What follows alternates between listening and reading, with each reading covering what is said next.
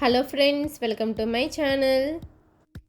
ఈరోజు వీడియోలో బాగా పులిసిన దోసపిండితో పునుగుల్ని ఎలా తయారు చేసుకోవాలో చూద్దామండి. ఈవినింగ్ స్నాక్స్గా పిల్లలకి ఇవ్వండి, చాలా ఇష్టంగా తింటారు.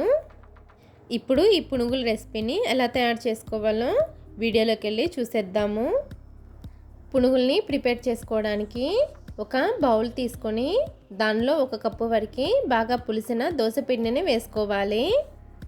దీనిలోనే 1 కప్పు వరకు మైదా పిండిని కూడా వేసుకోండి. మీరు మైదా పిండి వద్దనుకుంటే మైదా పిండి ప్లేస్లో గోధుమ పిండిని కూడా వేసుకోవచ్చండి. టేస్ట్ అయితే ఏం మారదు, కాకపోతే కొంచెం కలర్ మారుతుంది. తర్వాత మైదాని దోసపిండిని బాగా కలుపుకోండి.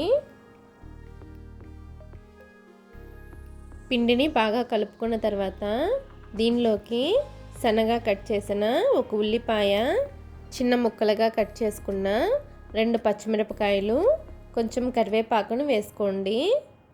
అలాగే 1 టీ స్పూన్ అంత జీలకర్ర, మీ రుచికి తగినంత ఉప్పును వేసుకొని ఒకసారి బాగా కలుపుకోండి.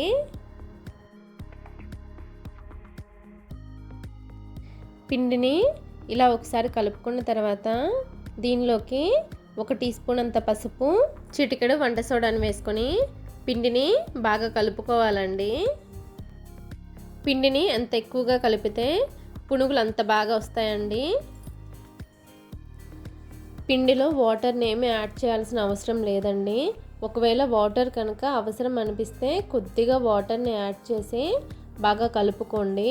ఎక్కువగా వాటర్ని యాడ్ చేస్తే పిండి పలచనైపోయి పునుగులు వేసినప్పుడు పునుగులు ఆయిల్ని బాగా పీల్ చేస్తాయండి. అందుకని అవసరమైతేనే వాటర్ని యాడ్ చేసుకోండి.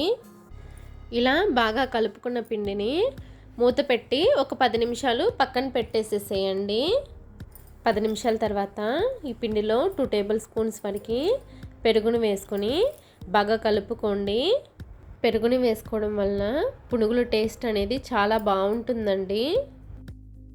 పిండిని ఎంత బాగా మిక్స్ చేసుకుంటే పునుగులు అంత బాగా వస్తాయండి.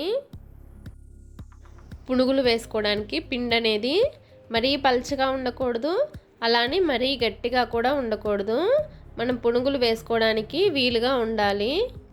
ఇలా పిండిని బాగా కలుపుకున్న తర్వాత ఈ పిండిని పక్కన పెట్టి ఒక బాండీలో డీప్ ఫ్రైకి నూనెను వేసుకొని నూనె అనేది బాగా కాగనివ్వాలి. ఆయిల్ అనేది బాగా కాగిన తర్వాత పిండిని కొంచెం కొంచెంగా తీసుకొని పునుగుల్ని వేసుకోండి. చూసారు కదా, ఇలా పునుగుల్ని వేసుకున్న తర్వాత ఫ్లేమ్ని హైలోనే పెట్టుకొని మధ్య మధ్యలో కలుపుకుంటూ పునుగుల్ని ఫ్రై చేసుకోండి. పునుగుల్ని చక్కగా గోల్డెన్ కలర్ వచ్చే వరకు ఫ్రై చేసుకోండి. చూసారు కదా, ఇలా గోల్డ్ కలర్ వచ్చిన తర్వాత ఈ పునుగుల్ని ప్లేట్లోకి తీసేసుకోవడమేనండి. చూసారు కదండి, చాలా సింపుల్గా పునుగుల్ని ఎలా తయారు చేసుకోవచ్చు. ఇదే విధంగా మిగిలిన పిండితో పునుగుల్ని వేసుకొని సర్వ్ చేసేసుకోవడమేనండి. ఈ పునుగుల్ని ఏదైనా చట్నీతో సర్వ్ చేసుకున్న టేస్ట్ అనేది చాలా బాగుంటుందండి. ఓకే అండి, ఈ పునుగుల రెసిపీ కనుక మీకు నచ్చినట్లయితే నా ఛానల్ని లైక్ చేయండి, షేర్ చేయండి. మరిన్ని వీడియోస్ కోసం నా ఛానల్ని సబ్స్క్రైబ్ చేసుకోండి. Okay, thank you.